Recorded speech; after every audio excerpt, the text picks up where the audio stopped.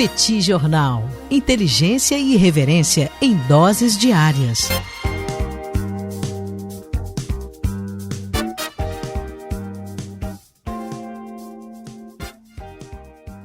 Olá, gente. Bem-vindos, bem-vindas ao Petit Jornal. Esse é o bate-papo número 844. Estamos gravando numa live no YouTube do Petit Jornal. São exatamente 17 horas e 44 minutos pelo horário de Brasília e 22 horas e 44 minutos pelo horário de Ruhengeri, em Ruanda, de onde gravamos esse episódio. Ao longo dos próximos minutos, vamos repercutir os principais acontecimentos da política e da economia internacional das últimas horas, e cá está a dupla de costume, a dupla que você conhece de cor, Tanguy, ou Bagdadi, animado, contente, preparado, revigorado, resiliente, descansado, retumbante, passando calor, né, Tanguy, para não dizer o contrário, e tarifado. E Daniel Souza, que é esse que vos fala ao longo dos próximos minutos, consequentemente, estamos aptos a iniciar o nosso episódio. Tudo bem, Tanguy? Vamos nessa? Tudo bem, Daniel Souza? Vamos lá para esse bate-papo 844. Daniel Souza, da altitude. A gente tá na linha do Equador, Daniel. A gente fala assim, linha do Equador? Calor, quente, né? Daniel Souza, um frio, cara, um frio. Tá muito frio, realmente muito frio. Eu acho que a gente tá sentindo mais frio do que de fato tá, por causa da umidade desse lugar. Mas a gente teve uma experiência hoje incrível lá no Parque Nacional dos Vulcões, né, aqui bem na divisa entre Ruanda, Uganda e República Democrática do Congo, para ver lá os gorilas, né, os gorilas das montanhas. Tem post lá nas redes sociais, né, no Instagram, para quem quiser dar uma olhada. Mas, Daniel, dessa maneira a gente começa o nosso episódio de hoje. Deixa aqui as boas-vindas a todo mundo que nos acompanha nessa live no YouTube. Sejam muito bem-vindos, pessoal que nos acompanha também no podcast. E como primeira pauta, Daniel, eu quero falar sobre o Oriente Médio. Israel tinha avisado que poderia fazê-lo e fez no dia de hoje, e promoveu, portanto, um bombardeio nas proximidades do Palácio Presidencial de Damasco, Daniel. Então, a ideia ali era mostrar que, olha, se a gente quiser aí bombardear o próprio Palácio Presidencial, a gente consegue. Né? Então, segundo, inclusive, o exército israelense disse naquele momento, né, naquele momento do dia, aviões de combate atacaram os arredores do palácio, ou seja, foi algo feito com consciência e de forma planejada. Como eu disse, Israel já tinha dito que poderia fazê-lo e hoje cumpriu a ameaça de mostrar a vulnerabilidade do governo sírio. O motivo, Daniel, é principalmente as agressões que estão sofrendo os drusos na Síria. Eu quero lembrar, Daniel, que nós tivemos uma mudança de governo na Síria no final do ano passado. Então saiu o Assad, né? O Assad, portanto, foi para a Rússia e assumiu, portanto, o governo do HTS, né? O governo do Hayat Tahrir al-Sham, um grupo que originalmente estava ali nas fileiras da Al-Qaeda, acabou rompendo com a Al-Qaeda, mas assumiu o poder. E desde então passou a ter uma série de discursos, Daniel, que a gente repercutiu bastante aqui, de que faria um governo de união nacional, que todo mundo estaria incluído. E a gente via dizendo um tempo atrás que, olha, isso não vai acontecer, não há muita chance disso acontecer. E ao longo desses primeiros meses do ano, Daniel, a gente viu muitas agressões do governo, principalmente contra os alauítas. A gente chegou a ter, Daniel, uma onda de violência que levou à morte de algumas dezenas, na verdade, 1.700, né? Vou trazer aqui um número redondo, 1.700 pessoas, grande parte deles alauítas, os alauítas que são ligados ao Assad. O Assad era alauíta, quer dizer, ele é alauíta, né? Tem uma sustentação importante ali nos alauítas, e o governo, portanto, começou a pressionar esses alauítas, começou a tentar excluí-los ali do debate público, e agora algo parecido está acontecendo com relação aos drusos. O principal motivo para isso é que nós temos, desde março, Daniel, uma constituição temporária na Síria que, segundo curdos e drusos, os alauítas também entram nessa crítica, mais ou menos, é uma constituição que é feita, que é toda voltada para árabes muçulmanos daquela forma mais tradicional, e que, portanto, minorias acabam não tendo grande participação. O governo sírio diz que, olha, é uma constituição temporária, não é para ficar assim para sempre, é apenas porque a gente precisa ter uma constituição que não seja aquela constituição da ditadura dos Assad, e depois isso muda, depois a gente vê. Só que os drusos vêm promovendo críticas e A Síria, portanto, as forças de segurança da Síria, milícias ligadas ao governo, vêm agindo de forma bastante truculenta com relação aos drusos. Os drusos, Daniel, são um povo pequeno, cerca de metade dos drusos que existem no mundo vivem na Síria, só que Israel vem se posicionando como um defensor, né, um Estado defensor dos drusos na Síria também. Existem dentro de Israel cerca de 150 mil drusos. Isso não é muito significativo em termos populacionais, representa pouco mais de 1,5% da população. Só que boa parte dos drusos que vivem em Israel vivem exatamente numa região estratégica que são as colinas de Golã, um território que é sírio, que está ocupado por Israel desde 1967 e que Israel anexou no ano de 1981. Então, Israel considera que, olha, se a Síria começar a fazer barbaridades contra os drusos, para daqui a pouco começar a bombardear os drusos nas colinas de Golã, isso afetar Israel em si, é um pulo. Então Israel já tinha dado um aviso que, olha, o Síria, não mexe com os drusos, porque senão a gente vai reagir. E isso, de fato, aconteceu no dia de hoje, Daniel. Então, a gente tem, de fato, Daniel, um governo sírio que tenta ali passar uma certa noção de normalidade, tudo vai se tranquilizar, né? As coisas vão entrar no eixo, a gente quer trazer investimentos e tudo, mas claramente é um governo que tem do seu lado grupos bastante radicalizados e que não gostam muito de lidar com minorias, com grupos que discordam, então curdos, drusos, alauítas, que fazem parte ali, Daniel, da raiz da Síria, né? A Síria é composta exatamente por esses grupos diversos dessa maneira e, portanto, isso vem se tornando um problema. E agora, portanto, Israel bombardeia os arredores do Palácio Presidencial como um recado, dizendo que, olha, não mexe com os drusos, porque senão eu também me sinto ameaçado de alguma maneira. Tanguy, tivemos algumas movimentações importantes nos Estados Unidos no que diz respeito ao orçamento.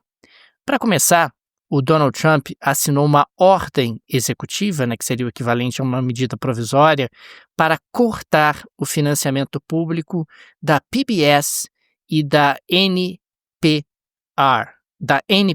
né, que vem a ser justamente a Public Broadcasting Service, no caso da PBS, e a National Public Radio, no caso da NPR. Aliás, pessoal que gosta de podcasts produzidos nos Estados Unidos sabe que existe um trabalho feito por eles muito forte. É claro que o financiamento não é apenas oriundo do governo, mas é principalmente oriundo do governo. A justificativa de Donald Trump seria aí um certo aparelhamento dessas duas organizações pelos democratas e que essas organizações teriam uma agenda. Soma-se a isso o fato de que Trump propõe um corte de 163 bilhões de dólares no orçamento para o próximo ano fiscal. O Escritório de Gestão e Orçamento da Casa Branca disse também que os gastos militares, os gastos com defesa, vão aumentar 13%. Então é assim, Tanguy, você vai cortar 20% dos gastos não militares e vai aumentar em 13% os gastos militares. Essa é a proposta que Donald Trump está trazendo para o orçamento do próximo ano fiscal. A bem da verdade, não é exatamente uma surpresa, ele não está cometendo nenhum estelionato eleitoral. Ele prometeu cortar pesadamente gastos públicos e prometeu aumentar investimentos em defesa, prometeu aumentar gastos em defesa. Agora, claro, quando você corta 20% dos gastos não militares, o impacto sobre o funcionamento da máquina pública tende a ser bastante importante. E 13% de aumento dos gastos em defesa também é algo que mexe bastante no tabuleiro, até porque os Estados Unidos já são disparados aqueles que mais gastam em defesa no mundo, e quando a gente olha para isso, a gente pensa, o Tanguy, ele vai gastar com o quê? Meu Deus do céu, para onde vai esse dinheiro? Na medida, inclusive, que ele tem tentado forçar aliados a pagar pela sua própria segurança, tem tentado forçar aliados a aumentar os seus próprios investimentos militares. Enfim, é um contexto que chama bastante a atenção, é uma mudança super importante, e, de novo, o Trump não enganou ninguém. Ele disse que faria isso e agora está propondo para o próximo orçamento, o primeiro orçamento que vai ser construído por ele. É sempre assim, né? Você acaba assumindo o orçamento do seu antecessor e aí você propõe um novo orçamento para o próximo ano fiscal. E nesse caso nós teríamos aí, segundo a proposta da Casa Branca, um corte de 20% dos gastos totais, que não sejam militares, e um aumento de 13% nos gastos militares. No total, você acaba tendo um enxugamento da máquina, você acaba tendo menos gastos, você acaba tendo ali uma tentativa também de reduzir o crescimento do endividamento do setor público americano, o que é algo que traz aí consequências macroeconômicas importantes, e a gente tem observado essas consequências no que diz respeito a uma certa imprevisibilidade da gestão dessa dívida pública nos Estados Unidos, o que vai tensionando investidores e vai tensionando o ambiente de negócios por lá e, claro, por tabela no resto do mundo.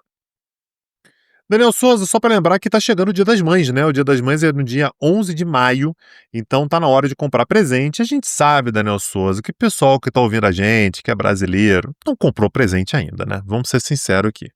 Vai deixar para a última hora, vai ficar naquela preocupação, meu Deus, que presente que eu vou dar para minha mãe, que eu vou comprar, alguma coisa que seja bonita, que seja duradoura, poxa, que seja ali, que demonstre, né, que você pensou, que não seja sua mãe, que seja sua madrasta, que seja alguma mulher importante na sua vida, que você queira presentear.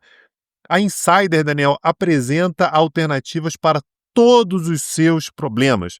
A Insider, Daniel, tem roupas que se adequam a todos os estilos, desde o mais básico ao mais elegante, mais formal, mais esportivo. Tem tudo lá, com toda a orientação. Se você quiser comprar um presente para sua mãe por lá, sobre tamanho, caimento, você tem que saber um pouquinho como é que a sua mãe gosta de usar as roupas. Eu tenho certeza que a Insider vai te apresentar as melhores alternativas. A gente está aqui no continente africano, Daniel, passando por 7 países. A gente está agora no 6º país.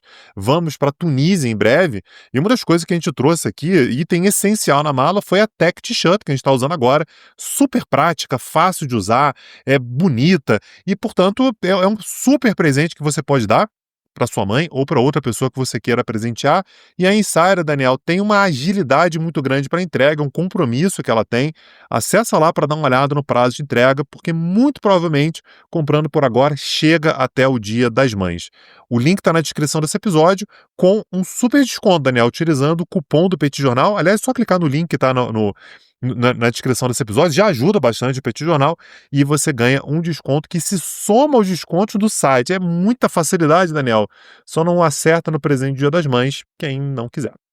Link no descritivo desse episódio, gente, condições especialíssimas para os amigos e amigas do Petit Jornal. Tem que eu somos usuários dos produtos da Insider, gostamos demais dos produtos da Insider, trouxemos aqui para nossa viagem, como ele colocou, tenho certeza que vocês não vão se arrepender. Insider Store, link no descritivo.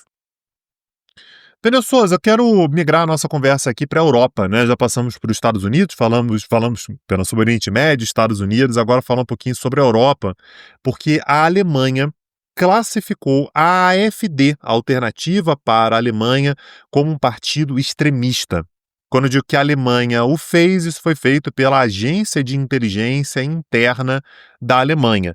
Então passou a considerar oficialmente como organização extremista. Que a AfD é extremista, Daniel, não é surpresa para ninguém, a gente já sabe disso. Aliás, me parece que a AfD, inclusive, ela gosta da ideia, né, de, olha, tem um determinado ponto aí que a gente tem que agir de maneira mais intensa, a questão da migração, da cultura alemã e tudo, mas agora foi oficialmente estabelecido como, por essa agência de inteligência interna da Alemanha, que é a BfV, como uma organização extremista. Essa decisão, Daniel, ela não é apenas um status, ela traz consequências práticas, como, por exemplo, a facilidade para que as forças de inteligência intensifiquem a vigilância sobre o partido, incluindo escutas e o recrutamento de informantes. Isso é interessante, né, Daniel? Então, a AfD, ela passa a estar muito mais monitorada. Isso tudo foi formalizado num relatório de cerca de 1.100 páginas, em que estabelece que o partido promove uma visão racista e anti-muçulmana da sociedade alemã, excluindo minorias e, portanto, dessa maneira, facilitando a violação dos direitos humanos desse grupo. Não tem nenhuma mentira aqui, Daniel, é exatamente o que a AfD faz. E agora, a grande discussão que está sendo feita na Alemanha, Daniel, é se isso é melhor ou é pior. Eu sei que o impulso principal, e aqui eu não tenho uma resposta, é claro que é melhor. Você taxa como extremista, que é isso, você aumenta o monitoramento e tudo, mas há quem diga que dessa maneira você pode, na verdade, criar uma propaganda ainda maior para a AfD e mais pessoas se interessarem em conhecer as ideias e eventualmente serem até mesmo seduzidas. Na prática, Daniel, o governo alemão entende que talvez esse seja o caminho para lá na frente, daqui a não muito tempo, pensar num banimento. A Alemanha, Daniel, basicamente não está querendo ser pega de surpresa com um crescimento ainda maior da AfD e daqui a alguns anos falar assim, puxa, a gente tinha que ter agido lá atrás. Era melhor ter agido lá atrás do que esperar a AfD crescer. Importante lembrar que nas últimas eleições alemãs, a AfD já foi o segundo partido mais votado, ali disputando, né, ali no Photochart com a SPD. A gente está falando sobre uma decisão, Daniel, que foi tomada alguns dias antes da posse do novo primeiro-ministro, né, do novo chanceler, o Friedrich Merz, né, que é da CDU, que vai assumir daqui a pouco, mas essa é uma discussão que está muito quente na Alemanha, Daniel, se as autoridades não passam a considerar que a AfD talvez pudesse ser banida. O que se torna cada vez mais complicado, né, Daniel? Na medida em que a AfD vai crescendo, cada vez mais você banir a AfD tem um custo maior. A AfD já está dizendo nesse momento, me parece que é o caminho natural da AfD, que essa é uma perseguição e que é, portanto, uma decisão politicamente motivada.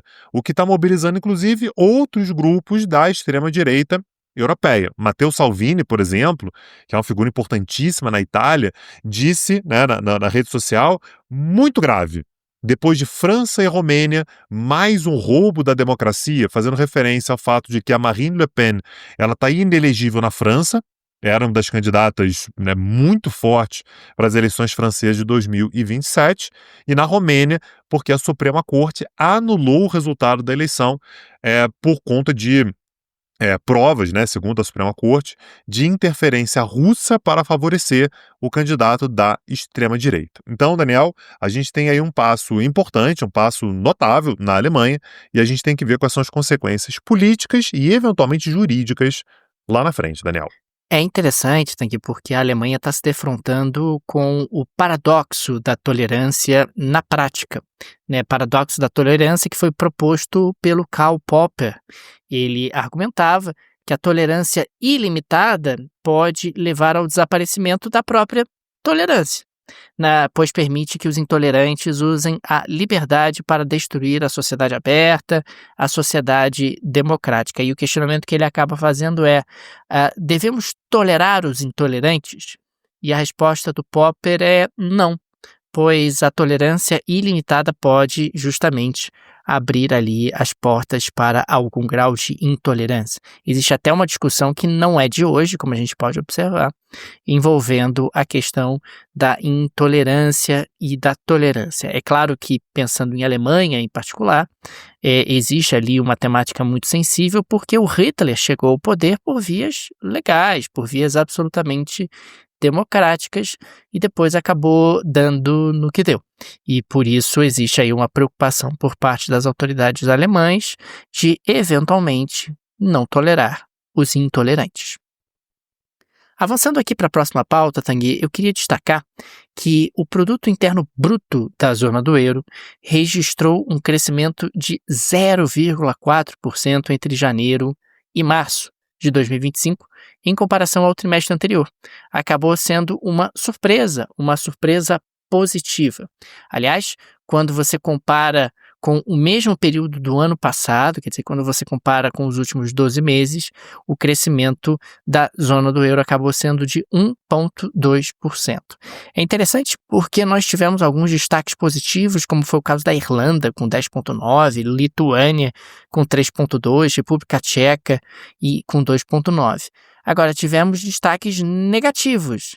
Áustria, menos 0,7% e Alemanha, menos 0,2%, além da Hungria também, que embora não faça parte da zona do euro, também aparece ali em separado, porque acaba fazendo parte da União Europeia. Então, tudo isso junto e somado à República Tcheca também não faz, tá? E só registrando aqui, eu acabei pegando alguns dados também um pouco mais abertos de exemplos de países da União Europeia que foram publicados juntos aqui com os países da zona do euro. Então, nós temos os dados da zona do euro, que envolvem aí um crescimento de 0,4% em relação ao trimestre anterior, e temos um crescimento de 1,2% em comparação ao mesmo período do ano passado, e temos aqui alguns países tendo um desempenho econômico espetacular e outros tendo um desempenho econômico muito ruim. Agora, não há nenhum otimismo quando a gente projeta os próximos trimestres, porque está todo mundo muito preocupado com a questão da incerteza oriunda dos Estados Unidos, do tarifaço do Donald Trump. Ninguém sabe exatamente o tamanho do impacto que isso vai trazer e as consequências que a gente vai observar ao longo dos próximos meses. Daniel, eu quero falar um pouquinho sobre a Ucrânia. A gente teve recentemente o prefeito de Kiev, que aliás é um cara bastante conhecido, que é o Vitaly Klitschko, né? O pessoal que acompanha aí o boxe vai lembrar dele, né? Ele foi um lutador importante de boxe e atualmente ele é prefeito de Kiev. E ele deu uma entrevista recentemente em que ele sugeriu que a Ucrânia deveria considerar conceder territórios para a Rússia para encerrar a guerra. Né? É um raciocínio que não me parece muito difícil de ser feito. Olha, a guerra está destruindo a Ucrânia, mesmo enquanto a gente consegue conter um avanço mais intenso da Rússia. A Rússia está avançando, mas há resistência. A gente tem um país que está absolutamente destroçado, cansado, está difícil de conseguir ajuda internacional. Então, de repente, seria melhor a gente considerar que, olha, perdemos esses territórios aí e conseguir, portanto, encerrar a paz. A repercussão na Ucrânia foi péssima, Daniel. Então, ficou bastante claro que verbalizar isso significa, para a opinião pública ucraniana, uma forma de traição. Então, ele voltou atrás e disse que, abre aspas, concessões territoriais contradizem nossos interesses nacionais e devemos lutar contra sua implementação até o fim. Importante notar, Daniel, que a gente tem o Trump dizendo, né, o Trump que acabou de assinar um acordo, a gente falou sobre isso ontem, acabou de assinar um acordo sobre minerais com a Ucrânia, dizendo que, olha, a Ucrânia tem que se preparar para fazer concessões territoriais. O problema é que está sendo foi feita recentemente, aliás, uma pesquisa com os ucranianos que mostra que os ucranianos não acreditam que a concessão de territórios vai encerrar a guerra. Né? Então, para 40% dos entrevistados, a paz obtida com concessões seria apenas temporária e insustentável. Ou seja, a gente vai entregar agora os territórios que a Rússia está ocupando, e daqui a 1 ano, 2 anos, 5 anos, a Rússia vai querer mais. Então a gente vai ter cedido o território e lá na frente essa paz ela não vai ser sustentada. E para 31%, Daniel, então somando aí os dois dá 71%. 40% acham que a paz seria temporária e 31% acreditam que ceder o território não traria paz nenhuma. É verdade que nós tivemos, ao longo dos últimos tempos, as pesquisas mostram isso, um avanço da quantidade de ucranianos que consideram que tem que ser feita alguma concessão. Mas é notável, Daniel, que muitos consideram que, olha, tem que fazer alguma concessão, mas essa concessão ela não pode ser permanente. A gente tem, então, uma parte da opinião pública ucraniana, que é minoritária ainda, diz que a gente tem que aceitar que a ocupação está acontecendo e parar a guerra por hora, mas a gente vai manter a ideia de que esses territórios são territórios ocupados e que lá na frente a gente precisa retomar do ponto de vista militar, do ponto de vista diplomático, sabe-se lá como é que vai ser feito. Ainda assim, mais de 50% da população acredita que não tem nem que sentar na mesa de negociação. Isso não tem nem que ser falado, isso não tem nem que ser verbalizado, porque isso já significaria uma forma de traição. E 82% dos ucranianos são contra reconhecer formalmente os territórios ocupados. Eventualmente, a gente reconhece que a Rússia está lá e que, enfim, não tem muito jeito por agora, mas existe aqui um clima, Daniel, que dá força para aquilo que o Zelensky está dizendo, que é, olha, eu não vou nem negociar absolutamente qualquer tipo de concessão, o que torna, Daniel, o fim da guerra algo improvável, né? A gente, na verdade, imprevisível. A gente não sabe quando é que isso pode acontecer. O que tem que acontecer para a guerra de fato acabar? A Ucrânia ceder territórios, se você olha para o clima do governo do Zelensky, para o clima da opinião pública, isso provavelmente não vai acontecer. Então, vamos ver, Daniel, como é que isso vai se desenrolar. A Rússia disse ontem, aliás, foi o próprio Putin que disse isso, que está disposto a negociar, mas não no ritmo que os Estados Unidos querem. Então, o que ele está querendo dizer é, olha, o Trump está querendo um acordo para ontem, eu até posso assinar um acordo, mas eu não estou com tanta pressa assim. Claro, Daniel, as condições materiais ditam, né, os interesses. A Rússia está com, como se diz em inglês, a upper hand, né? A Rússia ela está numa posição de vantagem, ela está avançando territorialmente. Então, muito difícil a situação da Ucrânia, né? Mas você tem uma opinião pública que não está disposta a fazer qualquer tipo de concessão, Daniel. Tem que ir trazendo aqui algumas rápidas atualizações em relação à treta entre Estados Unidos e China, quer dizer, a guerra tarifária entre Estados Unidos e China. No dia de hoje, o porta-voz do Ministério do Comércio da China disse o seguinte, abre aspas, os Estados Unidos enviaram recentemente várias mensagens à China por meio de partes relevantes na esperança de iniciar negociações com o país. A China está atualmente avaliando isso. E tem mais. A guerra tarifária e comercial foi iniciada unilateralmente pelos Estados Unidos e, se quiserem negociar, devem demonstrar sinceridade genuína, o que inclui estar preparados para corrigir seus erros e cancelar seus aumentos unilaterais de tarifas. E tem mais. A posição da China permanece consistente. Se for uma briga, levaremos até o fim. Se for uma conversa, a porta está aberta. É interessante que no dia anterior, Tanguy, o secretário de Estado dos Estados Unidos, o Marco Rubio, ele havia afirmado que as tarifas de Trump prejudicaram a economia chinesa, causando perdas de empregos, e que Pequim está ansiosa para dialogar. Aí ele disse o seguinte, abre aspas, os chineses estão se aproximando, querem se encontrar, querem conversar, fecha aspas. Ô Tanguy, é isso. E assim vamos, quero conversar, você também quer conversar, mas não vou ligar para você, eu também não vou ligar para você. E aí fica esse balé absolutamente insano, um mundo sendo impactado por uma guerra tarifária entre as duas principais economias do planeta, embora as duas principais economias do planeta tenham reduzido as tarifas para uma série de produtos que chegam do outro país. Fizeram isso, claro, sem abrir mão desse discurso de dureza, de força, de enfrentamento e dessa projeção de poder que estão tentando fazer os dois lados. Ô, Daniel Souza, ouvi dizer que a geleia da Shakira de hoje tem um sotaque portenho. É verdade? Ah, é verdade, Tanguy. O Milei, ele postou nas redes sociais dele uma imagem dele próprio, com pastilhas vermelha e azul de Matrix, para simbolizar as eleições, né, regionais que estão a caminho. E ele inclusive escreveu o seguinte, tempo de elegir, fim. E aí, o que está sendo interpretado é que você tem uma referência ao filme Matrix, onde a pastilha vermelha representa a verdade e a azul representa a ilusão.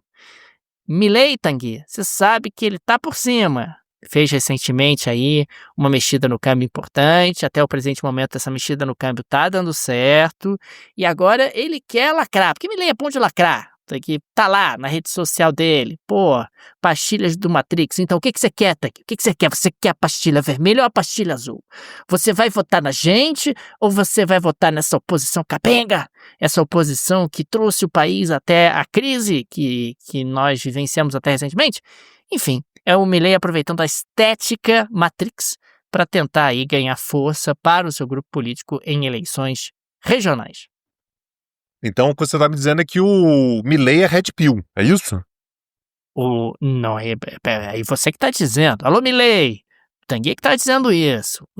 Mas o Milei está sugerindo que a Red Pill é uma escolha melhor? Está sugerindo.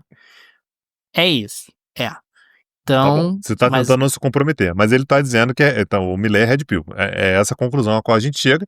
E com isso eu encerro aqui. Essa é uma conclusão que é absolutamente lógica, de acordo com as informações que o Daniel Souza trouxe. Se você quiser saber mais sobre a Argentina, Acesse lá petcurso.com.br, tem um curso inteiro sobre a Argentina. Se você quiser conhecer a loucura que é a política argentina, a insanidade que é a economia argentina, por que o Perón ainda tem impacto, o que o Milei está fazendo lá, que diabos está acontecendo, que diabo está acontecendo. A Argentina, Daniel Souza, faz o Brasil parecer tranquilo, assim, é fácil, né? Um país que não tem tantos problemas assim. Então tá lá, petcurso.com.br. Aliás, acessando lá pelo link, Daniel, o link tá na descrição desse episódio, você encontra todo o catálogo de cursos, todos os países. Eu tenho a impressão de que todos os países que a gente mencionou aqui hoje tem algum curso, tem alguma aula lá. Temos curso sobre Oriente Médio, que a gente fala sobre Síria, falamos bastante sobre Israel já, tem curso sobre Estados Unidos, tem curso sobre China, tem curso sobre Alemanha, tem curso sobre tudo que você possa imaginar. Acesse lá, petcursos.com.br. Fica aqui também o nosso agradecimento aos apoiadores e apoiadoras do Petit Jornal, vocês que ajudam a manter esse projeto de pé. Fica o nosso carinho, o nosso abraço, o nosso muito obrigado a cada um de vocês. O Petit é uma mídia pequena, não tem nenhum conglomerado por trás, nenhuma produtora por trás. Por isso, a ajuda de nossos apoiadores é tão importante e por isso sempre registramos o nosso agradecimento a eles aqui nos nossos episódios. E fica também o convite para você que ainda não apoia o Petit Jornal, no link aliás, no descritivo desse episódio tem várias alternativas, tem a chave Pix para apoiar o Petit Jornal, uma forma prática, instantânea de apoiar o Petit. Tem um link para o Apoia-se, tem um link para o Patreon, se você vive no exterior. Tenho certeza que uma dessas alternativas será confortável para você. É isso, Daniel Souza. Segunda-feira estamos de volta. Um abraço e até a próxima, gente. Valeu. Tchau, tchau. Petit Jornal. Inteligência e irreverência em doses diárias. Acesse www.petitjornal.com.br.